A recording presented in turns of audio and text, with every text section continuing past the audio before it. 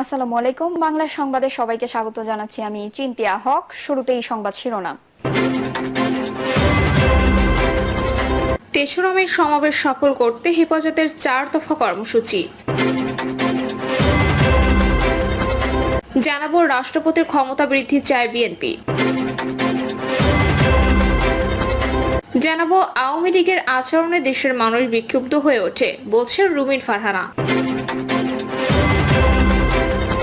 এবং সর্বশেষ জানাবো মালামাল সরবরাহ নিয়ে বিরোধ, চট্টগ্রামে বিএনপির 2 গ্রুপের সংঘর্ষ। শুনছিলেন সংবাদ শিরোনাম, এবারে বিস্তারিত। তেসরা মে সমাবেশ সফল করতে হেফাজতের 4 দফা কর্মসূচি।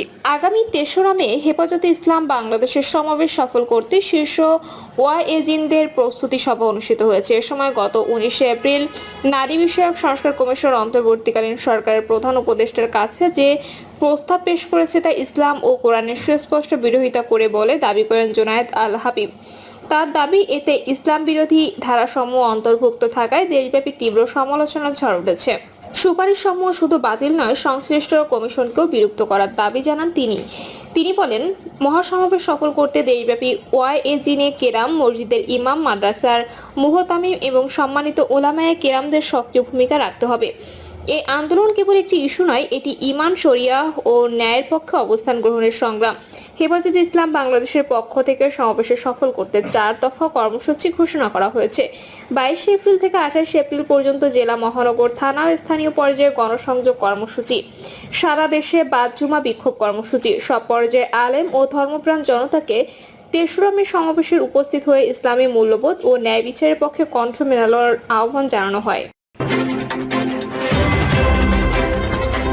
রাষ্ট্রপতির ক্ষমতা বৃদ্ধি চায় বিএনপি। রাষ্ট্রপতির ক্ষমতা বৃদ্ধি চায় বিএনপি। জাতীয় ঐকমত্য কমিশনের সঙ্গে 3য় দিনের বৈঠকে এসব বিষয়ে আলোচনা হয়েছে বলে জানিয়েছেন দলটির স্থায়ী কমিটির সদস্য সালাউদ্দিন আহমেদ। সালাউদ্দিন আহমেদ বলেন, রাষ্ট্রপতির ক্ষমতা বৃদ্ধির কথা আমরা বলেছি। যেখানে রাষ্ট্রপতির হাতে কি কি ক্ষমতা অর্পণ করা যায়, প্রধানমন্ত্রীর সঙ্গে আলোচনা না করে রাষ্ট্রপতি কি কি করতে পারেন সেটা বিস্তারিত থাকবে। এটা এই মুহূর্তে আমরা উন্মোচন করছি না।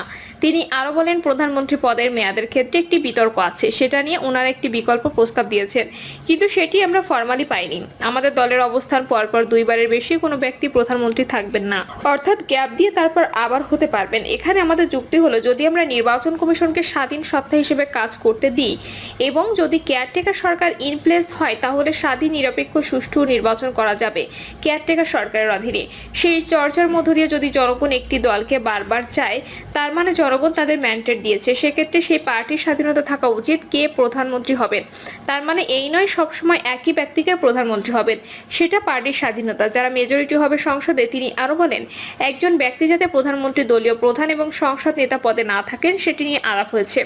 এখানে যে মেজরিটি পার্টি সংসদের সংসদীয় দল হয়, সেই পার্টি হিসাব নেয় কে প্রধানমন্ত্রী হবেন। এটা জরুরি নয় পার্টির প্রধান প্রধানমন্ত্রী হবেন, এমন উদাহরণ আছে, কিন্তু হওয়ার অপশন রাখা উচিত। আর প্রধানমন্ত্রী যিনি হবেন, তিনি সংসদ নেতা হবেন, এটা ট্র্যাডিশন। কোনো দেশ সংসদ নেতাকে আলাদা করেছে এমন নজির আছে, কিন্তু এখানে সংসদ নেতার কোনো নির্বাহী ক্ষমতা নেই।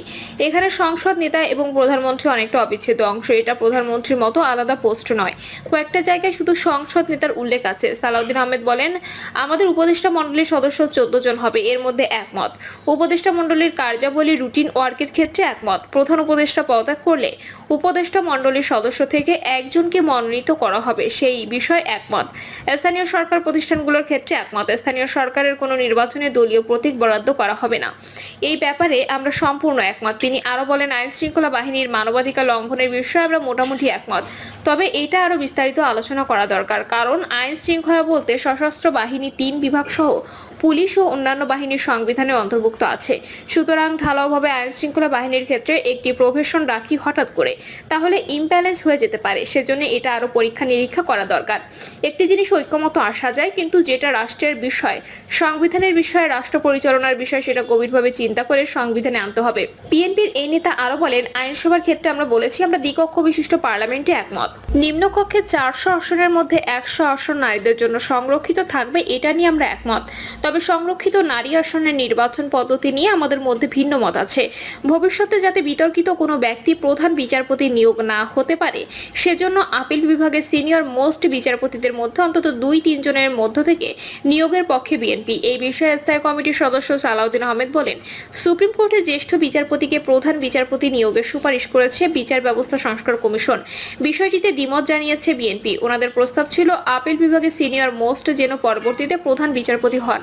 আমাদের প্রস্তাব হচ্ছে রাষ্ট্রের মধ্যে কিছু অসঙ্গতি আছে দেখা গেছে, সর্বক্ষেত্রে আমরা যদি নির্দিষ্ট করে দিই কোনো বিকল্প না থাকলে ভবিষ্যতে যেহেতু আমরা বিচার বিভাগকে সম্পূর্ণ স্বাধীন করতে চাই, সেক্ষেত্রে আগের মতো কোনো বিতর্কিত ব্যক্তি প্রধান বিচারপতি হন, এটা রাষ্ট্রের জন্য কল্যাণকর হবে না।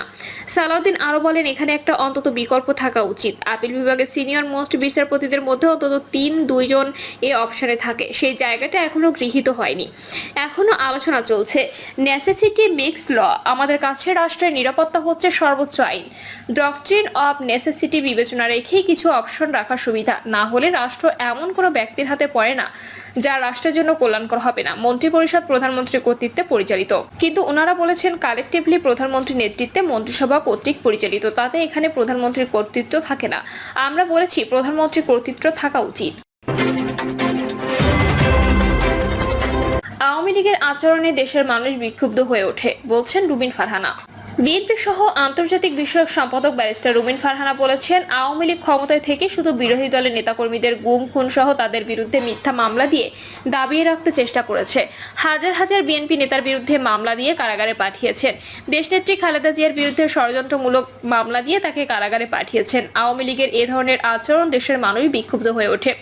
তিনি বলেন, আওয়ামী লীগ তার অপকর্মের জন্য দেশকে কুক্ষিগত করে রেখেছিল, কিন্তু পারেন নাই। অবশেষে ছাত্র জনতার আন্দোলনের চাপের মুখে নেতাকর্মীদের ছেড়ে তিনি পালিয়ে গেছেন দেশ ছেড়ে। এখন যিনি ক্ষমতায় আছেন তিনি সারা বিশ্বের কাছে সুপরিচিত। আমরা চাই তার কাছে আহ্বান জানাই, গণতান্ত্রিক পদ্ধতিতে ডিসেম্বরের মধ্যে দেশে নির্বাচনের ব্যবস্থা করুন। তিনি বলেন, বিএনপি এমন একটি রাজনৈতিক দল যা জনগণের কথা চিন্তা করে। দেশের মুক্তিযুদ্ধকালীন সংকটময় মুহূর্তে আওয়ামী লীগ নেতাকর্মীরা যখন ভারতে পালিয়ে গিয়েছিল, তখন জিয়াউর রহমান স্বাধীনতার ঘোষণা দিয়ে মাঠে যুদ্ধ করেছে, দেশকে স্বাধীন করেছে। মালামাল সরবরাহ নিয়ে বিরোধ। চট্টগ্রামে বিএনপি 2 গ্রুপের সংঘর্ষ। চট্টগ্রামের আনোয়ারা উপজেলার পানি উন্নয়ন বোর্ডের প্রকল্পে মালামাল সরবরাহ নিয়ে বিরোধকে কেন্দ্র করে বিএনপি 2 গ্রুপের মধ্যে 2 দফা সংঘর্ষের ঘটনা ঘটেছে। সবশেষ ঘটনায় পুলিশের উপস্থিতিতে হয় গোলাগুলি। এতে 3 পুলিশ সহ আহত হয় অন্তত 15 জন। এ সময় 3টি মোটরসাইকেলে আগুন দেওয়ার পাশাপাশি ভাঙচুর করা হয় একটি প্রাইভেট কার।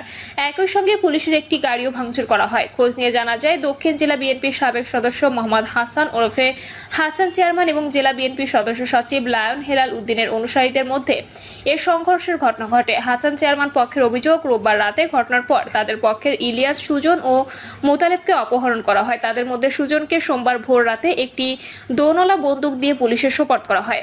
বাকি 2 জন নিখোঁজ রয়েছেন। অন্যদিকে হেলাল উদ্দিনের পক্ষের অভিযোগ, আওয়ামী লীগের নেতাকর্মীদের আশ্রয় প্রশ্রয় দিচ্ছে হাসান চেয়ারম্যানের অনুসারীরা, তাদের প্রতিরোধ করেছে বিএনপি নেতাকর্মীরা। স্থানীয় ও পুলিশ সূত্রে জানায়, আনোয়ার উপজেলার বঙ্গোপসাগর উপকূলে পানি উন্নয়ন বোর্ডের 49 কোটি টাকা ব্যয়ে ব্লক বসানোর একটি কাজ চলছে। জাহিদ ইকবাল নামে এক ব্যক্তির মালিকানাধীন ঠিকাদার প্রতিষ্ঠান প্রকল্পটির কার্যাদেশ পায়। বিএনপি নেতা হাসান চেয়ারম্যানের মালিকানাধীন আল হাসান ট্রেডিং ওই ঠিকাদারি প্রতিষ্ঠানের সঙ্গে চুক্তিবদ্ধ হয়ে প্রকল্পে ইট, বালু, কংকর সরবরাহ করে আসছে। তবে এতে বাধা দেয় হেলাল উদ্দিনের গ্রুপ। তাদের পক্ষের দাবি, হাসান চেয়ারম্যান মালামাল সরবরাহ করছে, তাদের চাঁদা দিতে হবে। এ নিয়ে গত কয়েকদিন ধরে উভয় পক্ষের মধ্যে উত্তেজনা চলে আসছে।